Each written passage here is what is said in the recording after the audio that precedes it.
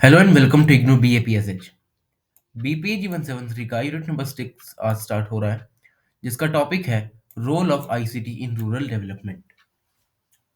Introduction की अगर मैं बात करूं, तो आईसीटी का जो इम्पैक्ट है रूरल डेवलपमेंट में, वो बहुत ज़्यादा प्रोफाउंड देखा गया है।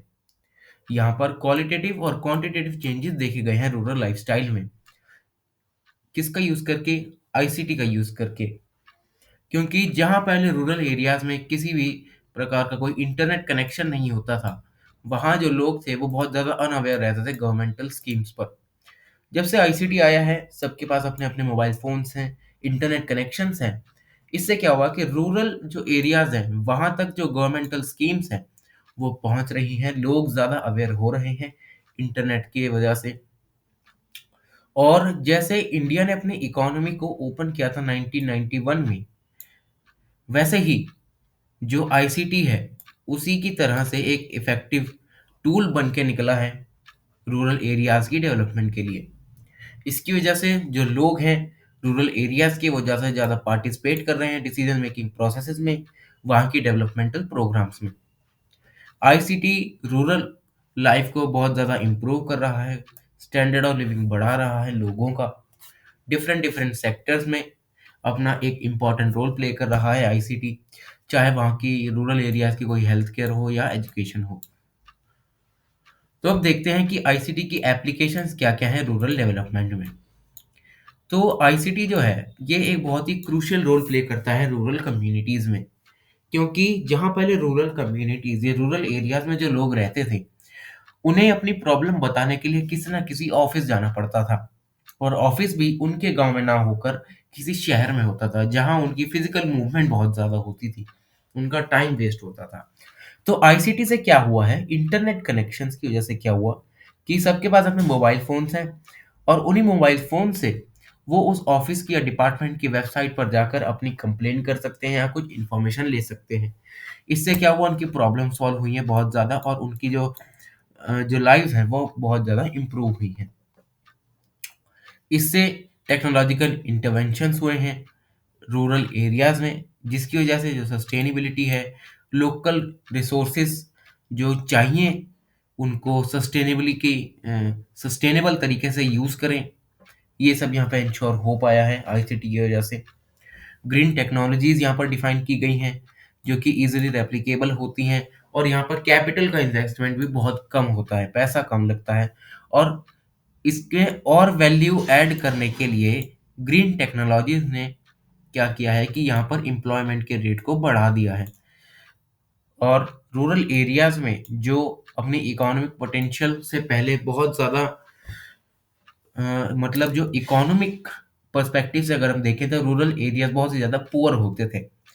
तो ग्रीन टेक्नोलॉजीज आईसीटी की वजह से क्या हुआ कि यहाँ पर जो इकोनॉमिक पोटेंशियल था यहाँ के लोगों का, बहुत ज़्यादा बढ़ गया है। आराम से वो किसी ना किसी प्रोग्राम में पार्टिसिपेट कर सकते हैं, अपने कंफर्ट जोन में रह के क्वालिटी ऑफ लाइफ इम्प्रूव हुई है। और हमें अगर इन ग्रीन टेक्नोलॉजीज को सक्सेसफुली इम्प्लीमेंट करना है, तो ये सिर्फ गवर्नमेंट का काम नहीं है। यहाँ पर ग्रीन टेक्नोलॉजीज की बात तो की गई है कि हमें ग्रीन टेक्नोलॉजीज का मतलब है कि इन्वायरमेंटल फ्रेंडली हो, सस्टेनेबल डेवलपमेंट की यहाँ पर बात की गई है। तो ये सिर्फ गवर्नमेंट का काम नहीं है कि गवर्नमेंट यहाँ पर इम्प्लीमेंट करे ये सब। इसमें क्या चाहिए, दूसरे पार्टीज भी चाहिए, मतलब कुछ वॉलंटरी एजेंसीज चाहिए, कुछ एनजीओज की मदद चाहिए, वहाँ के लोकल लोगों की मदद चाहिए। क्योंकि अल्टीमेटली क्या है कि कोई रूरल एरिया है, वहाँ जो लोग रहते हैं, उन्हें वहाँ के रिसोर्सेज के बारे में सबसे ज़्यादा पता होता है कि यहाँ इस रिसोर्स की कमी है, यहाँ ये इम्प्रूवमेंट हो सकता है। तो वहाँ के लोकल लोगों के साथ यहाँ पर इंटरेक्शन होनी चाहिए, वॉलंटरी एजेंसीज आनी चाहिए, कि ताकि वो इन सभी जो प्रोग्राम्स हैं इनमें इन्वेस्ट करें, रिसर्च एंड डेवलपमेंट इंस्टीट्यूशंस को सेटअप करें, और वहाँ के लोगों को उसमें काम करने दिया जाए, ताकि वहाँ के लोग जो हैं लोकल रिसोर्सेज का यूज़ करके अपनी डेवलपमेंट को इंश्योर कर सकें। और ये जो अप्रोच है, ये इंश्योर करती है कि जो टेक्नोलॉजीज चूज करती है, जैसे कि ग्रीन टेक्नोलॉजीज, ये लोकल कम्युनिटीज की नीड्स को आसानी से और सस्टेनेबल तरीके से यहाँ पर फुलफिल कर सकती है। और सस्टेनेबल रहेगा तो ये रिसोर्सेज बहुत ही धीरे धीरे एक्सॉस्ट होंगे, जल्दी एग्जॉस्ट नहीं होंगे। इससे क्या होगा कि लॉन्ग टर्म डेवलपमेंट यहाँ पर देखने को मिलेगी, जहाँ पर जो रूरल एरियाज हैं वहाँ की जो स्टैंडर्ड ऑफ लिविंग है वो वहाँ पर बढ़ेगी। और इंडिया का एग्जांपल लें तो इंडिया ने एक कमिटमेंट दी है कि वो 175 गीगावाट रिन्यूएबल एनर्जी प्रोड्यूस करेगी बाय 2022, जिससे कि जो रिन्यूएबल एनर्जी का शेयर है कंट्री की एनर्जी नीड्स में वो 40% हो जाएगा बढ़ के। इसका मतलब जो अब एनर्जी है वो सस्टेनेबल यूज हो रही है और लॉन्ग टर्म के लिए हम इंश्योर कर सकते हैं कि इसकी सस्टेनेबिलिटी बनी रहेगी। ये जो ऑफर है ये टारगेट करता है डिसेंट्रलाइज्ड न्यूक्लियर एनर्जी मार्केट को, जहां पर जो सोलर लैंटर्न्स हैं, बायोगैस, मिनी ग्रिड्स, ये सब इन सब का प्रोडक्शन यहाँ पर बढ़ता है और इससे हम इजीली अपने एनर्जी गोल्स को सेटअप करके डेवलपमेंट को इंश्योर कर सकते हैं। पर इन सभी को एस्टेब्लिश करने से पहले कुछ ना कुछ चैलेंजेस आते हैं इस मार्केट में, जहां पर जो स्किल्ड वर्कर्स चाहिए सोलर पैनल्स बनाने के लिए, सॉरी, मिनी ग्रिड्स बनाने के लिए, तो वर्कर्स तो हैं पर स्किल्ड वर्कर्स नहीं हैं। इनका जो स्किल्ड वर्कर्स है बहुत ही कम है, ठीक है, क्योंकि अगर स्किल्ड वर्कर्स नहीं होंगे तो ये अच्छे से इंस्टॉल नहीं कर पाएंगे, मेंटेनेंस की यहाँ पर दिक्कत आएगी। तो इसके लिए क्या करना चाहिए कि जो ग्रास रूट लेवल पे जो ऑर्गेनाइजेशंस काम करती हैं इनको इस इशू को टैकल करना चाहिए, ताकि जो लोग हैं यहाँ के जो लोकल लोग हैं उनको यहाँ पर टेक्निकल ट्रेनिंग दे इस सभी की कि कैसे इनको इंस्टॉल किया जाता है, कैसे इनका मेंटेनेंस किया जाता है, कैसे रिपेयरिंग की जाती है। तो इससे क्या होगा कि इनमें स्किल्स डेवलप होंगी और इससे उनकी इनकम भी बढ़ेगी, क्योंकि स्किल्ड वर्कर्स की इनकम अनस्किल्ड वर्कर्स से ज़्यादा होती है। वो अच्छे से काम कर पाते हैं और वहाँ की जो लोकल इकोनॉमी होगी वो उनको भी स्ट्रेंथ दे सकेंगे। ये अप्रोच ग्रीन टेक्नोलॉजीज को बहुत ज़्यादा स्ट्रेस देती है। यहाँ पर ग्रेटर एडॉप्शन देखा जाता है ग्रीन टेक्नोलॉजीज का, ठीक है। और ग्रास रूट ऑर्गेनाइजेशंस को यहाँ पर क्रूशियल एक्सपेंशन करना चाहिए डीआरई मार्केट का, ताकि एक सॉल्यूशन निकल कर आ सके रिन्यूएबल एनर्जी का। क्योंकि पहले क्या होता था कि नॉन रिन्यूएबल एनर्जी यूज होती थी हर प्रोसेस में। अब क्या हुआ है कि ग्रास रूट लेवल की जो ऑर्गेनाइजेशंस हैं वो अगर अच्छे से काम करें तो रिन्यूएबल एनर्जी की अवेयरनेस यहाँ पर बढ़ा सकते हैं, अनएम्प्लॉयमेंट को यहाँ पर टैकल कर सकते हैं, लोगों को ट्रेनिंग देके, तो ये सब यहाँ पर हो सकता है। आगे आता है आईसीटी एप्लीकेशंस इन एग्रीकल्चर। अब जो आईसीटी है उसमें जो एप्लीकेशंस हैं एग्रीकल्चर में वो कैसे काम करती हैं हमें ये देखना है। तो जैसे जैसे अडॉप्शन होता है आईसीटी का एग्रीकल्चर में, तो एग्रीकल्चर में इसको बहुत ज़्यादा हेल्प मिलती है, क्योंकि एग्रीकल्चर में से फूड सिक्योरिटी भी इंश्योर की जा सकती है आने वाले सालों में। आईसीटी के एप्लीकेशन की अगर हम बात करें एग्रीकल्चर में, तो ये इस तरह से यूज़ की जाती हैं कि कोई भी एग्रीकल्चर से रिलेटेड इंफॉर्मेशन है उसको यहाँ पर एक्सेस प्रोवाइड किया जाए सभी को, सभी किसानों को, ठीक है, अपनी फसलों को मॉनिटर कर सकें, नेचुरल रिसोर्स डिग्रेडेशन जो हो रहा है उनको अच्छे से मॉनिटर कर सकें थ्रू इंफॉर्मेशन प्रोसेसिंग टूल्स, ठीक है, एजुकेशन दिया जाए नई नई अप्रोचेस से, ताकि जो लोग हैं वहाँ पर जो नई स्किल्स हैं, नॉलेज मैनेजमेंट है, नेटवर्किंग की स्किल्स हैं, वो यहाँ पर इनकी दी जाए, ताकि जो ये लोग हैं ज़्यादा अवेयर रह सकें एग्रीकल्चर के लिए। क्योंकि पहले लोग अवेयर नहीं रहते थे तो ज़्यादा नुकसान झेलना पड़ता था इन फार्मर्स को। अब आईसीटी की मदद से क्या हुआ है कि लोग क्या करते हैं अपनी फसलों के अच्छे दाम देखकर उन्हें बेच सकते हैं, आगे जाके अच्छे से अपनी फसलों को मॉनिटर कर सकते हैं, नेचुरल रिसोर्सेज को मॉनिटर कर सकते हैं कि कहाँ पर नेचुरल रिसोर्सेज की कमी है, कहाँ पर जो है वो नेचुरल रिसोर्सेज ज़्यादा हैं कि हम उन्हें यूज़ कर सकें। तो ये सब यहाँ पर देखा जाता है। एक एग्जांपल है आईसीटी बेस्ड एप्लीकेशन का एग्रीकल्चर में, वो है national institute of agriculture extension management, NIAM, जो कि इंफॉर्मेशन कायोस्क को एस्टैब्लिश करती है। इंफॉर्मेशन कायोस्क एक ऐसा छोटा सा एक रूम लाइक स्ट्रक्चर होता है जहाँ पर कुछ कंप्यूटर्स और इंटरनेट कनेक्शंस होते हैं, जहाँ पर जो एक किसान भाई होते हैं ये आराम से जाकर अपनी जो मॉनिटरिंग है वो कर सकते हैं, किस कोई कंप्लेन करनी है वो कर सकते हैं, कोई भी इंफॉर्मेशन लेनी है एग्रीकल्चर से रिलेटेड वो ले सकते हैं। तो इसकी वजह से क्या हुआ है एक फार्मर फ्रेंडली इंफॉर्मेशन वेबसाइट्स यहाँ पर खोली गई हैं, ताकि जहाँ पर जो भी एग्रीकल्चर से रिलेटेड जो प्रॉब्लम्स है फार्मर्स की, वो विलेज, ब्लॉक और मंडल लेवल पर यहाँ पर आराम से इनको रिजॉल्व किया जा सके। गोइंग फॉरवर्ड अगर हम देखें तो एग्रीकल्चर एक नॉलेज इंटेंसिव वर्क है, जहाँ पर जो नॉलेज है रिसोर्सेज की बहुत ज़्यादा इंपॉर्टेंट रहती है, क्योंकि अगर रिसोर्सेज को अच्छे तरीके से एलोकेट नहीं करेंगे तो उनका प्रोडक्टिविटी बहुत ही कम रहेगा। तो एग्रीकल्चर को हमें नॉलेज इंटेंसिव बनाना चाहिए, जिससे कि जो रिसोर्सेज हैं उनको इफेक्टिवली मैक्सिमाइज किया जा सके, प्रोडक्टिविटी बढ़ाई जा सके, फूड सिक्योरिटी इंश्योर की जा सके।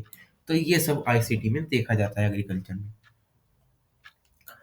और इंडिया की अगर हम बात करें तो इंडिया आईसीटी में बहुत ज़्यादा अच्छे से एमर्ज हो रहा है, अपने रिसोर्सेज को अच्छे से यूटिलाइज कर रहा है, ताकि जो एग्रीकल्चर इंडस्ट्री है उसमें जो बेनिफिट्स हैं उनको मैक्सिमाइज किया जा सके। जेनरिक इंफॉर्मेशन में वैल्यू एडिशन करना, जहाँ पर जो वेबसाइट है, गवर्नमेंटल वेबसाइट है, वहाँ पर डेली अपडेशन हो इंफॉर्मेशन का, जिससे कि कोई भी ऐसा इंसान ना हो कि उस तक कोई इंफॉर्मेशन पहुंची ना हो, तो ऐसा नहीं होना चाहिए। इजीली एक्सेसिबल जो इंफॉर्मेशन है वो यहाँ पर बनाई जाए रूरल एरियाज में। और एक ऐसा प्रोग्राम निकल के आता है, वो है एग्जेम्पलरी प्रोग्राम, जिस जो कि खुला है पौंडीचेरी में, जो कि सर्व करता है रूरल लाइवलीहुड्स को आईसीटी की मदद से। मतलब ये प्रोग्राम जो है आईसीटी की मदद से सही सही इंफॉर्मेशन प्रोवाइड करता है ऑथेंटिक रिसोर्सेज से, जहाँ पर जो रूरल एरियाज में लोग रहते हैं वो इजीली इस इंफॉर्मेशन का यूज करके अपने लाइवलीहुड्स को इम्प्रूव कर सकें। तो ये सब देखा जाता है। आगे है आईसीटी एंड वुमेन एम्पावरमेंट। अब आईसीटी की मदद से विमेन का एम्पावरमेंट कैसे हुआ है? सो जो सबसे पहली स्टेट आती है विमेन एम्पावरमेंट पे, वो है आंध्र प्रदेश, जिन्होंने रूरल पॉवर्टी को रिड्यूस करने के लिए और एग्रीकल्चरल सेक्टर को इम्प्रूव करने के लिए आईसीटी का यूज किया है, जिसमें जो विमेन सेल्फ हेल्प ग्रुप्स हैं उनको यहाँ पर काम में लाया गया है कि women self help groups in सभी को अच्छे से इम्प्लीमेंट कर सकें और डेवलपमेंट गेन कर सकें रूरल एरियाज में। और जो development of women and children rural areas में जो प्रोग्राम है 1982 में इसे लॉन्च किया गया यूनिसेफ की मदद से, जो कि एम करता है कि सेल्फ एम्प्लॉयमेंट अपॉर्चुनिटीज को यहाँ पर जनरेट किया जाए, क्योंकि जो रूरल वीमेन होती है उन्हें घर से बाहर ही नहीं निकलने दिया जाता है। तो इससे क्या हुआ होता है कि जो रूरल वीमेन है वो सेल्फ एम्प्लॉयमेंट अपॉर्चुनिटीज को यहाँ पर अवेल कर सकती हैं, कि कोई कपड़े सिलना जानती है तो कपड़े बना रही है, कोई कारपेट्स बना रही है, तो ये सब सेल्फ एम्प्लॉयमेंट में आता है कि ऐसी अपॉर्चुनिटीज को दी जानी चाहिए कि ये भी वर्किंग बन सके। आगे national institute of agriculture extension management, इनको क्या करता है, कुछ कंप्यूटर्स प्रोवाइड करता है। ट्रेनिंग बहुत इंपॉर्टेंट है, क्योंकि ट्रेनिंग नहीं दी जाएगी तो ये कंप्यूटर कैसे चलाएंगी। ट्रेनिंग देता है, ठीक है। और ऑनगोइंग सपोर्ट की अगर हम बात करें तो DWACRA, यहाँ पर कुछ ऐसे सेल्फ हेल्प ग्रुप्स हैं जो कि इन सभी को हेल्प प्रोवाइड करते हैं, ताकि वो अच्छे से इन सभी की ट्रेनिंग को इम्प्लीमेंट कर सकें। जॉब अपॉर्चुनिटीज़ को यहाँ पर देखा जाता है। और जो सेल्फ हेल्प ग्रुप्स हैं वो इंटरनेट का यूज़ करते हैं, ताकि जो ऑफिशियल्स हैं जो भी काम करते हैं सेल्फ हेल्प ग्रुप्स में, उनके कांटेक्ट में रहा जा सके। मीटिंग्स को अगर ऑर्गेनाइज करना हो तो इंटरनेट के ज़रिए यहाँ पर कुछ मैसेज वगैरह फॉरवर्ड करके मीटिंग्स को ऑर्गेनाइज किया जा सके। विमेन को एम्पावर करें ताकि वो जो उनकी सेविंग्स है या उनकी क्रेडिट अपॉर्चुनिटीज़ हैं उन पर अच्छा उनका कंट्रोल बन सके, ताकि वो अपने आप को एम्पावर कर सके, अपने आप को डेवलप कर सके। तो इन सभी एक्सपीरियंसेस जो भी विमेन हैं वो ले रही हैं आंध्र प्रदेश में, वो क्या कर रही हैं, पॉवर्टी रिडक्शन प्रोग्राम्स को सपोर्ट कर रही हैं, ठीक है। और विमेन एम्पावरमेंट स्ट्रेटजीज यहाँ पर लाई जा रही हैं, ताकि फर्दर जो भी आगे विमेन्स हैं उनको एम्पावरमेंट दिया जा सके। आगे आता है प्रजा। प्रजा एक ऐसी एप्लीकेशन है आईसीटी की, जिससे कि रूरल एरियाज में बहुत ही ज़्यादा यहाँ पर डेवलपमेंट देखने को मिली है, जो है ICT application in public service delivery. ये प्रजा एक ऐसा मॉड्यूल है गवर्नमेंट का, जिसको एस्टेब्लिश किया है एनआईसी ने। ये एक ऐसा पायलट प्रोजेक्ट है जो कि रूरल पॉपुलेशंस को डिस्ट्रिक्ट और ब्लॉक लेवल पर अच्छी से पब्लिक सर्विसेज को प्रोवाइड करता है। इस स्कीम में वेब इनेबल्ड रूरल कायोस्क बनाए जाते हैं। रूरल कायोस्क का मतलब कि एक छोटा स्मॉल रूम लाइक स्ट्रक्चर है जिसमें कि जो कंप्यूटर्स हैं उनमें जो इंटरनेट है वो यहाँ पर दिया गया है, जिन्हें ये प्रजा सेवा केंद्र कहते हैं, जहाँ पर जो लोग हैं वो इंटरनेट का यूज़ करके किसी भी गवर्नमेंटल वेबसाइट पर अपना जो है वो इंफॉर्मेशन ले सकते हैं। हर डिस्ट्रिक्ट में इसको इंस्टॉल किया गया है। ये फुल्ली कंप्यूटराइज्ड होते हैं और डिस्ट्रिक्ट वाइड नेटवर्क से ये कनेक्टेड रहते हैं। ये kiosk range of citizen services provide करते हैं, जैसे कि सर्टिफिकेट्स को इशू करना, अपनी इंफॉर्मेशन को दूसरे गवर्नमेंटल प्रोग्राम्स या गवर्नमेंटल वेबसाइट्स पर कन्वे करना, ई कॉमर्स से रिलेटेड जो यहाँ पर काम होते हैं वो यहाँ पर किए जाते हैं। साइबर फॉरम्स यहाँ पर भरे जाते हैं प्रजा इनिशिएटिव के जरिए। तो ये जो इनिशिएटिव है ये एम करता है कि जो अनडिजर्व्ड पॉपुलेशन है उसको अच्छे से एम्पावर करें, उनके बीच में जो इंफॉर्मेशन गैप है उनको ब्रिज करें, कॉम्प्लेक्सिटीज को हटाया जाए। तो यही इसका एम रहता है। लास्ट टॉपिक आता है suggestions for the effective ICT implementation in rural development. अब कुछ सजेशन की लिस्ट दी गई है कि कैसे आईसीटी का यूज करके रूरल डेवलपमेंट को इफेक्टिव मैनर में हम इम्प्लीमेंट कर सकते हैं। क्योंकि रूरल एरियाज में क्या होता है कि लोग इतने पढ़े लिखे नहीं होते और यहाँ पर जो लोग होते हैं वो पार्टिसिपेट करने से डरते हैं, तो इसलिए यहाँ पर लिमिटेड लोकल पार्टिसिपेशन देखा जाता है। ठीक है, लोकल रिसोर्सेज की अवेलेबिलिटी में लैग देखा जाता है कि लोकल रिसोर्सेज इतने कम हैं, कुछ कुछ को पता ही नहीं होता कि हमारे ये रिसोर्सेज हैं। फ्रैक्चर रिलेशनशिप है स्टेट एजेंसीज के साथ। ठीक है, इन्हीं सब की वजह से जो इम्प्लीमेंटेशन है आईसीटी का रूरल डेवलपमेंट में वो यहाँ पर बैकफुट पर रहता है। इसको इंश्योर करने के लिए आईसीटी अपॉर्चुनिटीज को यहाँ पर लाना चाहिए और यहाँ पर कुछ ऐसे मेथोडोलॉजीज का यूज करके कुछ ऐसा कंटेंट बनाना चाहिए जिसकी वजह से जो नॉलेज है वहाँ पर जो लोग हैं उनको नॉलेज दी जा सके, रेलेवेंट नॉलेज दी जा सके, ताकि जो लोग हैं वो सिर्फ फार्म से हटकर नॉन फार्म एम्प्लॉयमेंट में भी अपना जो है वो कंट्रीब्यूशन दे सके। अदर रिकमेंडेशंस में जैसे कि जो पब्लिक प्राइवेट कोऑपरेटिव सेक्टर्स हैं वो यहाँ पर विलेजेस में अपनी जॉब्स क्रिएट करें, जिसकी वजह से जो विलेजर्स हैं वो यहाँ पर पार्टिसिपेट करें, यहाँ पर जॉब करें, अपनी इकोनॉमिक जो स्टैंडर्ड है उसको अच्छे से इम्प्रूव कर सकें। इंडस्ट्री पार्टिसिपेशन करें, नॉलेज और स्किल एम्पावरमेंट को, क्योंकि अगर स्किल्स नहीं होंगी तो ऐसी जो प्राइवेट या कोऑपरेटिव सेक्टर्स की जो जॉब्स होती हैं वो इनको मिल नहीं पाएंगी स्किल्स के ज़रिए। तो सबसे पहले स्किल एम्पावरमेंट करें। कल्चरल चेंज देखने को मिला है हमें रूरल कम्युनिटीज़ में, क्योंकि जहाँ पहले रूरल एरियाज़ में सिर्फ मेन काम करते थे आज वुमेन भी काम कर रही है, तो सारे एक साथ मिलकर यहाँ काम कर रहे हैं। तो ये सब यहाँ पे कुछ सजेशन दे रखे हैं। और जो माइक्रोसॉफ्ट है उसने एक रिसेंटली ऐसा प्रोग्राम खोला है, ऐसा एक ऑर्गेनाइजेशंस को ये एनकरेज करता है कि जो डिजिटल डिवाइड का जो हमारा कंसेप्ट है कि डिजिटली हर चीज़ यहाँ पर पॉसिबल नहीं है अभी रूरल एरियाज में। किसी को मोबाइल फ़ोन चलाना नहीं आता, किसी को इंटरनेट सर्फिंग करनी नहीं आती। तो माइक्रोसॉफ्ट क्या करता है कि कुछ ऑर्गेनाइजेशंस को ये काम देता है कि जो डिजिटल डिवाइड है उसको अच्छे से ब्रिज किया जा सके, लोगों तक इसकी इंफॉर्मेशन दें, लोगों को अवेयर करें कि ताकि वो इंटरनेट का यूज़ करके अपने काम को और आसानी से और अच्छे तरीके से कर सकें। बस यही यहाँ पर कुछ इम्पोर्टेंट पॉइंट्स हैं जो एग्ज़ाम में पूछे जा सकते हैं। बाकी नहीं, बाकी कुछ नहीं। तो ये खत्म होता है बीपीए जीवन 73 का unit number 6। Thank you so much.